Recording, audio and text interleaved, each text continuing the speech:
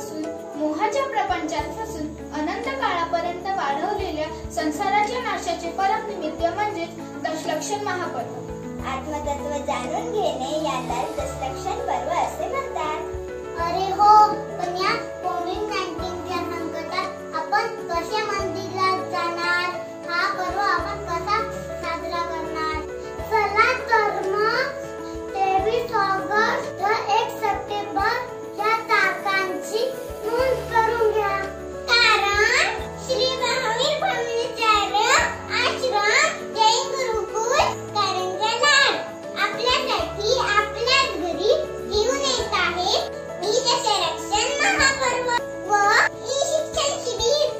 भव्य जीवांना आत्म्याची निकट आणण्याची परम पावन संधी म्हणजेच दशलक्षण महापर्व.